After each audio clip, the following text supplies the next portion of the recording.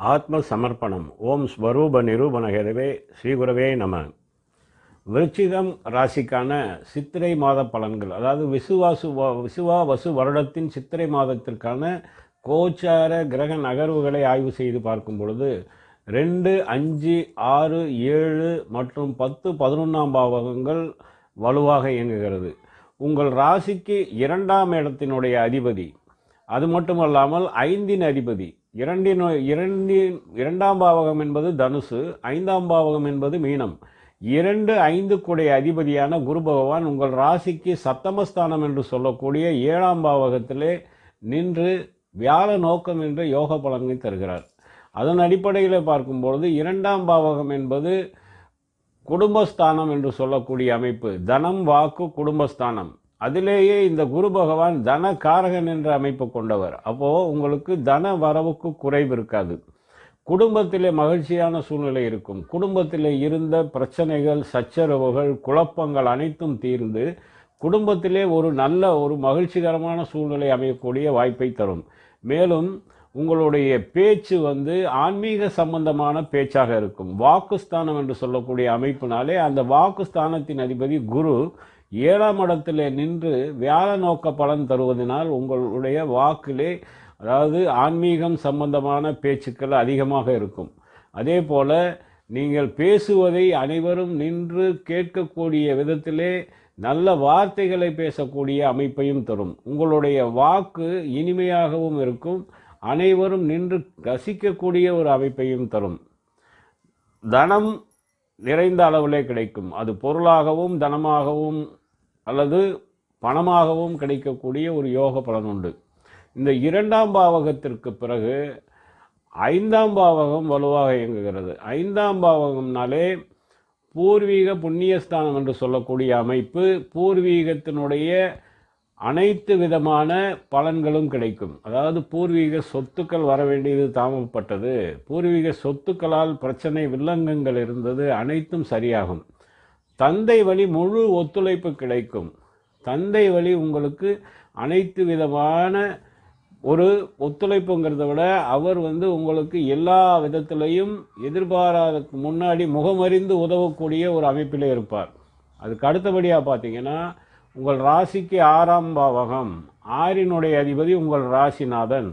உங்கள் ராசிநாதன் 6 கூடையவன் உங்கள் ராசிக்கு 9ஆம் பாவகமான கடகத்தில் நிற்கிறார். அப்போ இந்த 6 கூடைய அதிபதி அங்கே கடகத்தில் இருக்கிறதுனால உங்களுக்கு இந்த ருணரோக சத்ருஸ்தானம் என்று சொல்லக்கூடிய அமைப்பு முழுமையாக இயங்குது. அந்த முழுமையாக நீச்சம் பெற்ற செவ்வாய்ங்கிறதுனால உங்களுக்கு அப்படியே ரிவர்ஸ் பலன் கிடைக்கும். அதாவது ரிவர்ஸ் பலன்னா உடன் பிறந்தோர்கள், மூத்த சகோதர சகோதரிகளாகட்டும், இளைய சகோதர சகோதரிகளாகட்டும், அவர்களால் இருந்து வந்த தொந்தரவுகள் மாறும். அவர்களை நினைத்து நீங்கள் கவலைப்பட்டு கொண்டிருந்த கவலைகள் மாறும். அவர்களுக்கு வேண்டிய அமைப்பு உங்கள் ஜாதக அமைப்பின் மூலம் கிடைக்கும். அவர்களுக்கு முன்னேற்றமான பலன் உங்களுடைய கிரக அமைப்பினால் கிடைக்கும். அதே போல் தாயாதிகளின் கலகம் என்று சொல்வார்கள் இல்லையா, உடன் பிறந்தோர்கள், உங்கள் தந்தை வழி உடன் பிறந்தோர்கள், அவர்கள் உடன் பிறந்தவர்கள் அனைவரும் பிரச்சனையினால், சண்டை சச்சரவினால் பிரிவிலே இருந்தால் அவர் ஒன்றிணையக்கூடிய அமைப்பையும் தரும். மேலும் இந்த தாய்மாமன் பிரச்சனையும் அகலக்கூடிய அமைப்புண்டு. தாய்மாமன் உங்களுக்கு முழு உறுதுணையாக ஒத்துழைப்பு தரக்கூடிய அமைப்பிலே மாறுவார். அது மாதிரி ஏற்கனவே இருந்தால் நீங்கள் மேலும் அவரால் நற்பலன்களை பெறக்கூடிய அமைப்பை தரும். பிரயாணங்களிலே தடை தாமதம், காரிய தடங்கள், இது எல்லாமே மாறக்கூடிய அமைப்பை தரும். மேலும் பார்த்தீங்கன்னா 7ஆம் பாவகம் கலத்திரஸ்தானம் என்று சொல்லக்கூடிய அமைப்பு உங்கள் ராசிக்கு ரிஷபத்தினுடைய அதிபதி உங்கள் ராசிக்கு 5ஆம் இடத்திலே சுக்கிரன் உச்சம். அதே போல் அங்கே குரு பகவான் நின்று வியாழ நோக்க பலனையும் தருகிறார். இந்த வியாழ நோக்க பலனால இதை உங்களுக்கு திருமண காலம்னே எடுத்துக்கலாம். இந்த மாதத்திலே கண்டிப்பாக திருமணம் தடை தாமதப்பட்டவர்களுக்கு திருமணம் நடைபெறக்கூடிய யோக பலனையும் தரும். அப்படி திருமணம் நடைபெறவில்லை என்றாலும் கூட உங்களுக்கு திருமணம் முடிவாகக்கூடிய அமைப்பை தரும். திருமண வயதில் உள்ளவர்களுக்கு திருமண காலம்னே எடுத்துக்கலாம். மேலும் இந்த கணவன் மனைவி உறவு அதிக அளவிலே இருக்கும். மனைவியால் வருமானம் பெறக்கூடிய அமைப்பு உண்டு. மேலும் வழக்கு விவகாரங்களிலே இதுவரைக்கும் பாதிப்பு இருந்தவங்க, வழக்கு விவகாரங்களிலே பிரச்சனை கொண்டு இருந்தவங்க, அவங்க எல்லாருக்குமே இந்த வழக்குகள் தீர்வுக்கு வரும். வழக்கு பிரச்சனைகள் விவகாரங்கள் அனைத்துமே தீரக்கூடிய ஒரு அமைப்பையும் தரும். மேலும் உங்கள் ராசிக்கு அட்டமஸ்தானம் என்று சொல்லக்கூடிய மேலும் 11 அதிபதியும் கன்னியின் அதிபதியும் மிதுனத்தின் அதிபதியுமான புதன் நீச்சம் பெற்று 5லே நிற்கிறதுனால உங்களுக்கு இந்த வழக்கு பிரச்சனைகள் மட்டுமல்ல, காரிய தடை தாமதம் விலகுவது மட்டுமல்ல, கணவன் மனைவி கலத்திர உறவு இருக்கு இல்லையா, அதிலே பிரிவினை இருந்தாலும் இணையக்கூடிய அமைப்பு, மனக்கவலை மாறும். அதாவது ஏதாவது ஒரு தீராத மனக்கவலைன்னு சொல்லுவாங்க, அதாவது மானபங்கம்னு சொல்லக்கூடிய மான இழப்பு இருக்கு இல்லையா, அதுவும் மாறும். உங்களுக்கு நல்ல யோக பலனையும் தரும், பிரச்சனைகள் சரியாகக்கூடிய ஒரு அமைப்பையும் தரும். மேலும் பார்த்தீங்கன்னா உங்கள் ராசிக்கு 10ஆம் இடம் சிம்மம், சிம்மத்தின் அதிபதி 6ஆம் இடத்துல இருந்து யோக பலனை தரப்போகிறார். அரசு சார்ந்த விஷயங்கள், அரசு ஊழியராக இருப்பவர்களுக்கு உத்தியோக உயர்வு, பதவி உயர்வு கிடைக்கும். மேலும் அரசியலில் இருப்பவர்களுக்கும் நல்ல முன்னேற்றமான பலன் தரும். அரசியலில் நல்ல பொறுப்பு பதவி கிடைக்கக்கூடிய அமைப்பை தரும். அரசு அனுகூலம் பெற்ற அனைத்து தொழில் செய்பவர்களுக்கும், அரசு அனுகூலம் சம்பந்தமான தொழில்கள் என்னென்ன நீங்கள் செய்கிறீங்களோ அத்தனை தொழில்களும் நல்ல முன்னேற்றமான பலன்களை தரும்.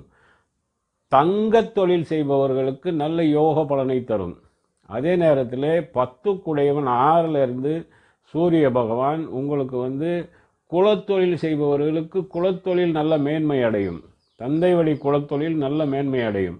அதாவது நிர்வாக பொறுப்பு என்று சொல்லக்கூடிய அமைப்பில் இருக்கிறாங்க இல்லையா, நிர்வாக பொறுப்புனா எந்த ஒரு இடத்திலே நிர்வாகத்தினை பொறுப்பாக எடுத்து நடத்துபவர்களுக்கு நல்ல முன்னேற்றமான பலன்களை தரும்.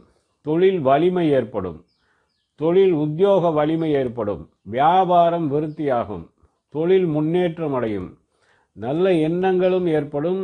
அந்த எண்ணங்கள் ஈடேறக்கூடிய அமைப்பு, அதாவது ஒரு விஷயத்திற்காக நீங்கள் யோசிக்கிறீங்கன்னா அது முடிவு பெறக்கூடிய நல்ல எண்ணங்கள் ஏற்பட்டு அந்த விஷயம் உங்களுக்கு சாதகமாக முடியக்கூடிய அமைப்பையும் தரும்.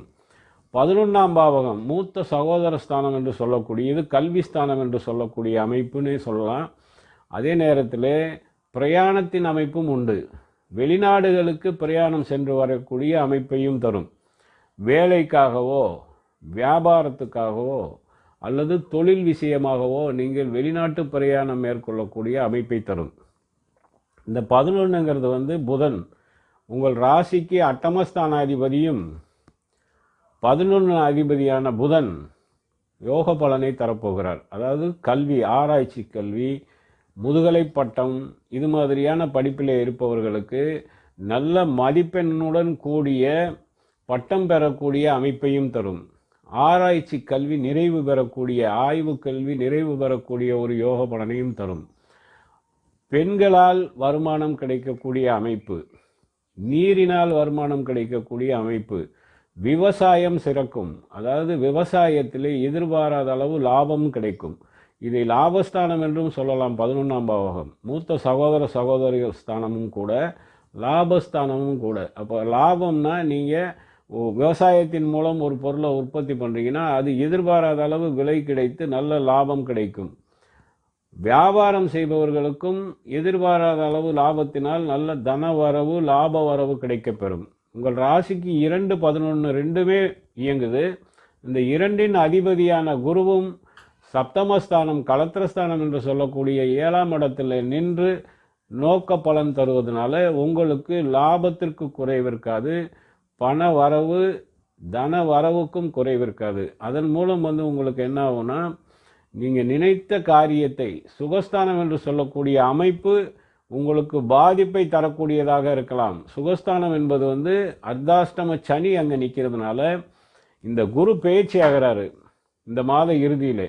இந்த மாத இறுதியிலே குரு பயிற்சி ஆகும்போது உங்களுக்கு குருவின் பார்வை 9ஆம் பார்வையாக கும்பத்தை பார்க்கிறார், சனியை பார்க்கிறார்.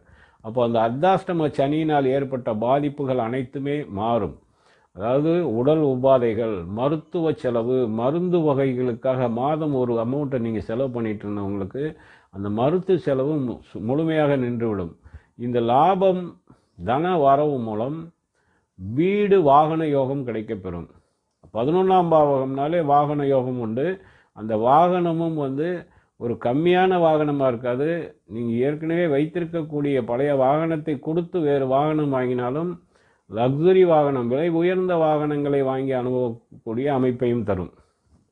மேலும் இந்த 11ஆம் பாவகம் பொது தொண்டு புரிவோர்கள், பொது காரிய ஈடுபாட்டில் உள்ளவர்கள், அவர்கள் அனைவருக்குமே கௌரவம் கூடும்.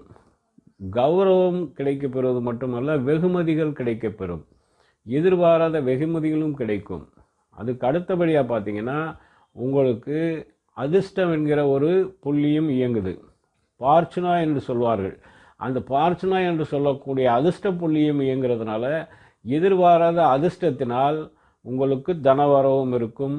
எதிர்பாராத அதிர்ஷ்டத்தினால் வேலை செய்பவர்களுக்கு ஊதிய உயர்வு கிடைக்கும். ஆட்சி அதிகாரம் மிக்க பதவி கிடைக்கக்கூடிய அமைப்பும் உண்டு.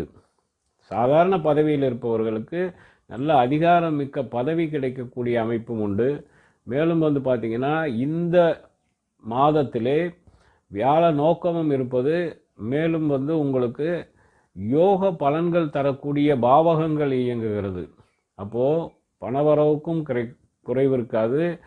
ஆடை ஆபரண சேர்க்கைகளும் ஏற்படும். நவரத்தினங்கள் வாங்கக்கூடிய யோகத்தையும் தரும்.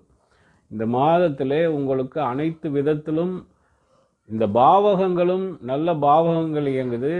6ஆம் பாவகம் இயங்கினாலும் கூட ருணரோக சத்ருஸ்தானம் என்று சொல்லக்கூடிய அமைப்பு, அதன் அதிபதி செவ்வாய் உங்களுக்கு நற்பலனையே தருவார். அதாவது கடன் அடைக்கக்கூடிய அமைப்பு, கடன் உள்ளவர்களுக்கு எதிரிகளால் இருந்த தொந்தரவுகள் மாறக்கூடிய அமைப்பு, எதிரிகள் உங்களை விட்டு விலகக்கூடிய யோக பலன். அதே போல் வியாதிகள் தொந்தரவுகளால் அவதிப்பட்டவர்களுக்கு, அதாவது தோல் சம்பந்தப்பட்ட வியாதிகள் இருந்தவர்களுக்கு அதெல்லாம் நிவர்த்தியாகக்கூடிய, இறந்த இடம் தெரியாமல் அதெல்லாம் மறையக்கூடிய ஒரு நல்ல யோக அமைப்பையும் தருகிறது. இதற்கு முன்பு வந்த பதிவு, அடுத்தடுத்து வரக்கூடிய பதிவுகளை நீங்கள் பார்க்கணுன்னு விரும்புனீங்கன்னா சப்ஸ்கிரைப் பண்ணுங்கள், லைக் பண்ணுங்கள். நன்றி. ஓம் சிவாய நம.